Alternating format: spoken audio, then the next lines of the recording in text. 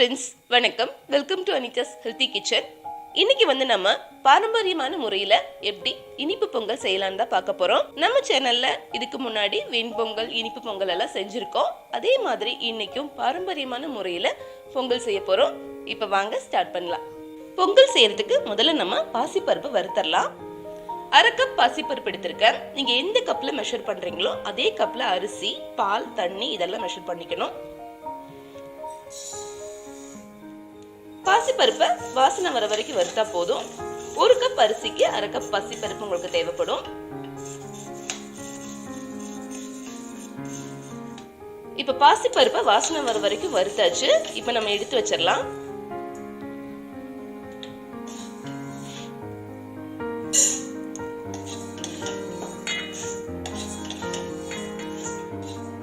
நம்ம வறுத்து வச்ச பருப்போட 1 கப் பச்சரிசியும் சேர்த்துட்டு நம்ம நல்லா கழுகி அலசி எடுத்துட்டு வந்துடணும்.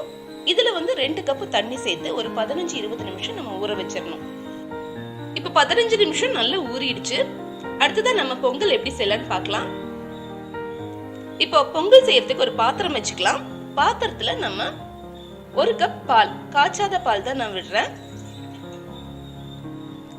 இது கூட நம்ம அரிசி ஊற வச்சிருந்த அந்த தண்ணியை சேர்த்துக்கலாம்.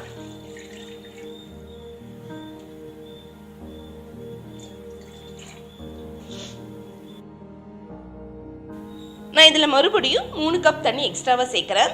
பால் 1 கப், எக்ஸ்ட்ராவா 5 கப் தண்ணி சேர்த்திருக்கேன்.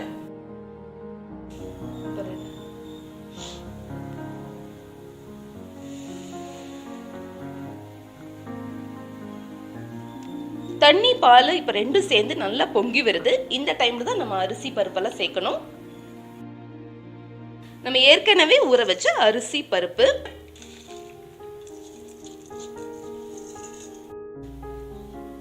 இது கூட பாத்தீங்கன்னா 2 ஸ்பூன் கடலைப்பருப்பை ஒரு 1/2 மணி நேரம் நான் நல்லா ஊற வச்சிருந்த தண்ணியில இந்த கடலைப்பருப்பையும் இப்ப நம்ம இதோட சேர்த்துக்கலாம். நம்ம எதுக்காக ஊற வைக்கிறோம்னா அரிசி பருப்போட இந்த கடலைப்பருப்பும் சீக்கிரமா வேகணும். அதுக்காக தான். அரிசி பருப்பெல்லாம் நல்லா வேகிற வரைக்கும் நம்ம அப்பப்ப இந்த மாதிரி கலந்து விட்டுட்டே இருக்கணும். இப்ப அரிசி வேகிற வரைக்கும் நான் இடையில கலந்து விட்டுட்டே இருந்தேன். அரிசி பருப்பெல்லாம் நல்லா வெந்துருச்சு. சப்போஸ் உங்களுக்கு அரிசியோ பருப்போ வேகாம தண்ணி தேவைப்பட்டுச்சுன்னா 1/2 கப் நல்ல சூடான தண்ணி இதுல சேர்த்தீங்கன்னா கரெக்டா இருக்கும். இப்ப அரிசி பருப்பெல்லாம் இந்த அளவுக்கு நல்லா குழைய வெந்ததும் நம்ம வெல்லம் சேர்க்க போறோம். வெல்லம் நம்ம அரிசி பருப்பெல்லாம் எடுத்த அதே கப்ல 2 கப் அளவு சேர்க்கிறோம். 1/2 கப்ல இருந்து 2 கப் அளவு தேவைப்படும். உங்க இனிப்பு சுவைக்கு ஏத்த மாதிரி கூட குறைய சேர்த்துக்கலாம்.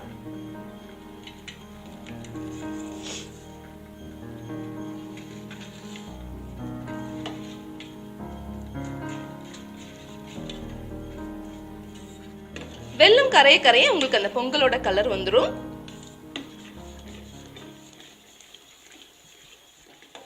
ஸ்டவ் இந்த டைம்ல நீங்க கொஞ்சம் லோவாவே வச்சுக்கோங்க.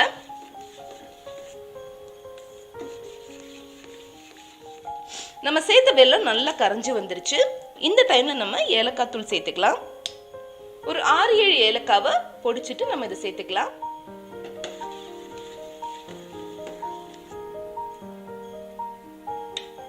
இப்போ ஸ்டவ் ஆஃப் பண்ணிடலாம். அடுத்து நம்ம திராட்சை, முந்திரி எல்லாம் இதில் சேர்க்கலாம். இப்போ ஒரு சின்ன கடாய் வச்சுட்டு அதில் ஒரு 2 டேபிள் ஸ்பூனுக்கு கொஞ்சம் அதிகமாகவே நெய் விட்டுக்கலாம். நெய் நம்ம நிறைய விடும்போது டேஸ்டியாக இருக்கும் பொங்கல். இப்போ இதில் முதல்ல முந்திரி பருப்பு சேர்த்துக்கலாம்.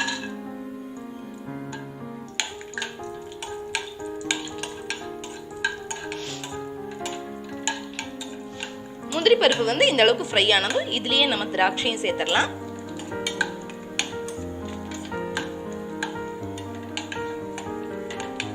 இப்ப இத நம்ம பொங்கல்ல சேர்த்தறலாம். சேர்க்கட்டு.